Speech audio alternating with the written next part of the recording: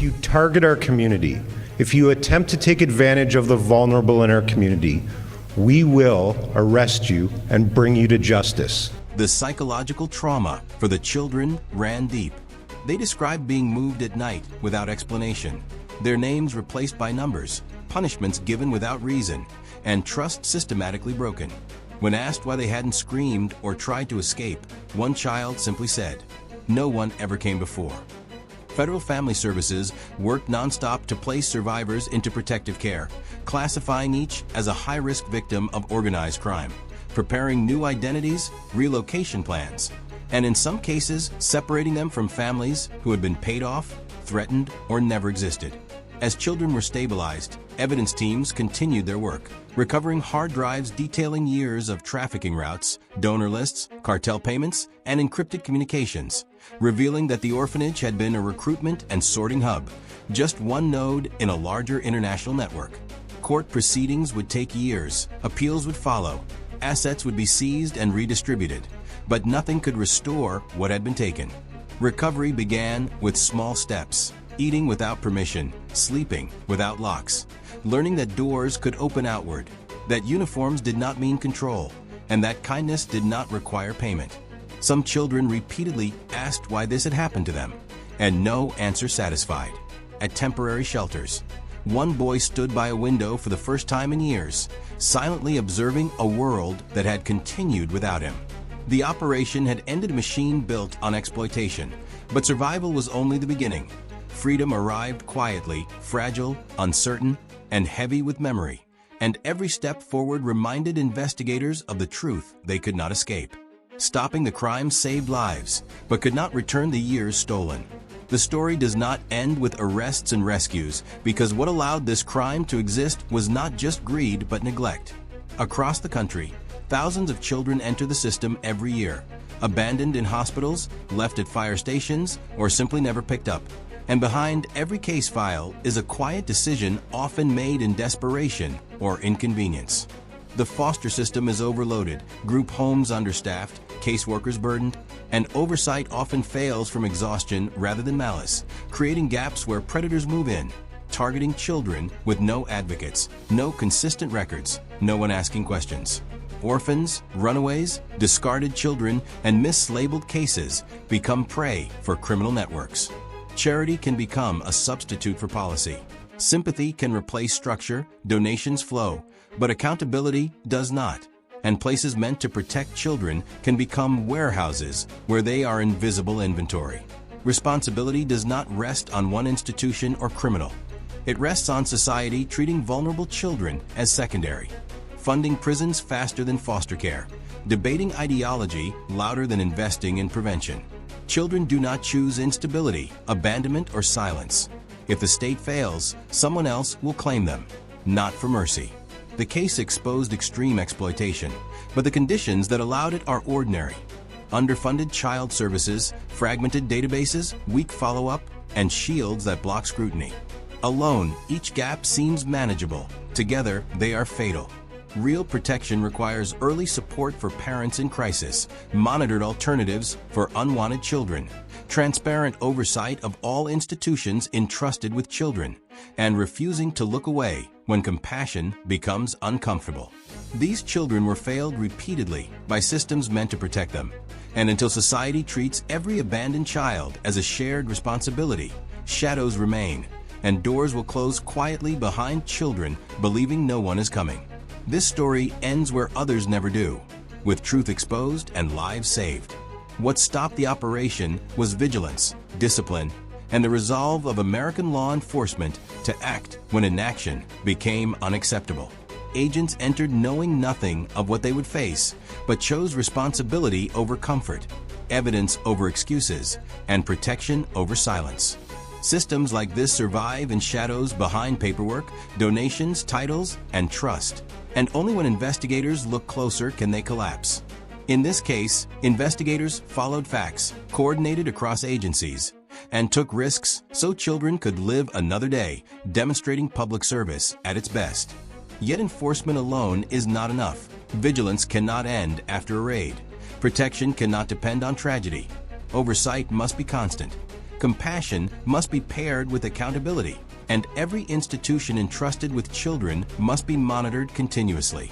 The men and women who carried children into the morning light did their job, but responsibility now extends to communities, donors, policymakers, and all who choose whether to ask questions or look away.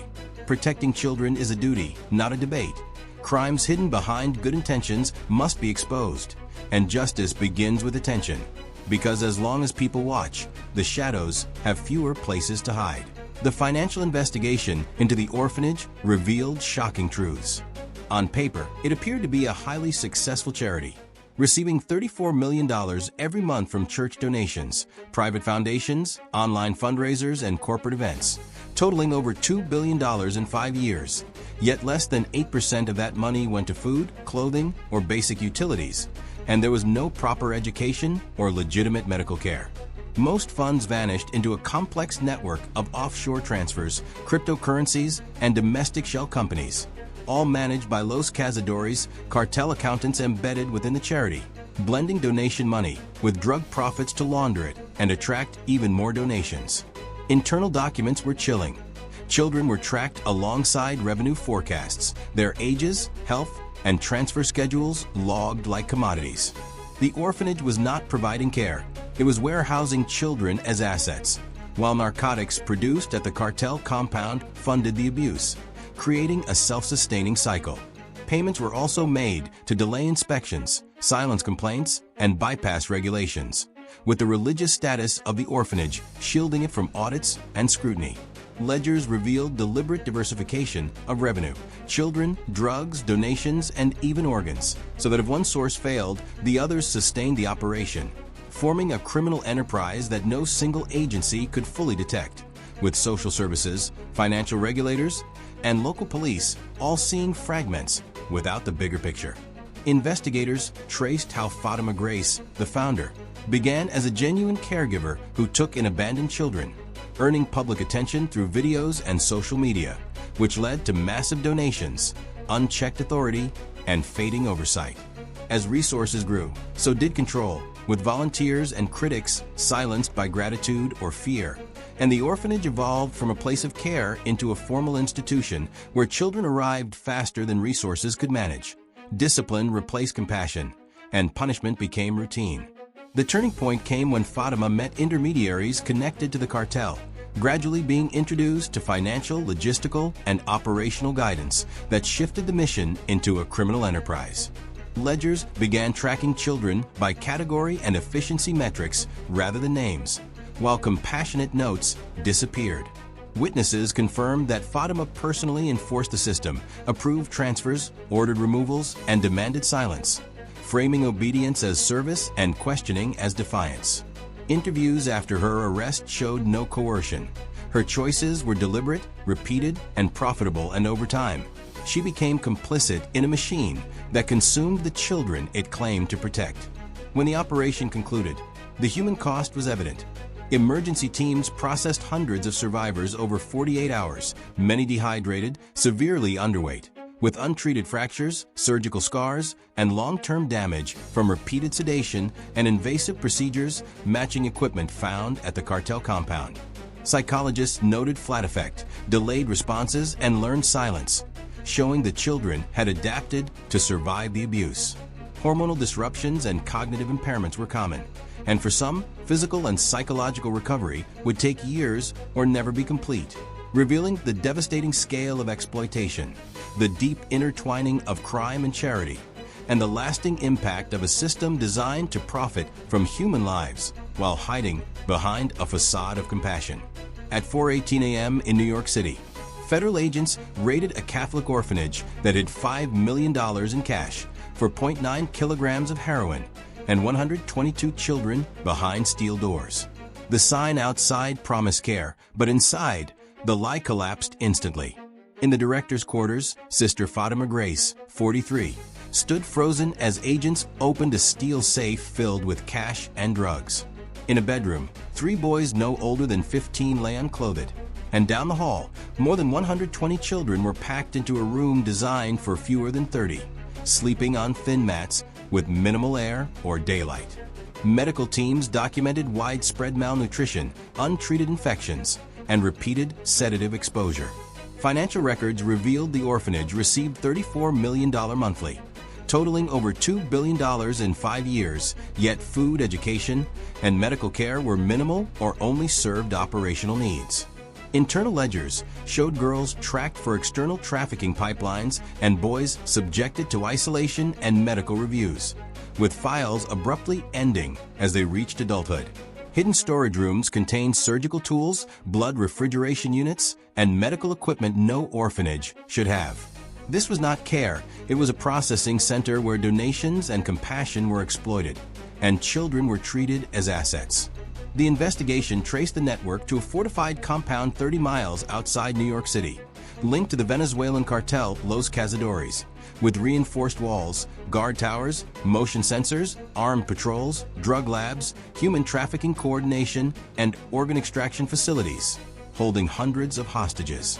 At 3:42 a.m., federal teams began the assault with drones mapping heat signatures, armored vehicles breaching gates, helicopters overhead, and heavy gunfire exchanged as agents moved room to room. An FBI agent wounded in gunfire refused evacuation to protect his team, while cartel forces attempted to destroy evidence. Inside, dozens of captives were chained and weak, rescued under fire. After 40 minutes, more than 200 cartel fighters were killed or captured, and agents secured tens of tons of drugs, weapons, mobile operating rooms, and refrigerated transport units. Hundreds of hostages, including children and adults who had vanished without trace, were freed as dawn broke. The operation revealed an industrial criminal machine built to destroy lives efficiently, quietly, and for profit. Federal agents stopped one fortress, but the network extended far beyond, and the investigation then shifted to the financial and logistical systems sustaining this vast operation.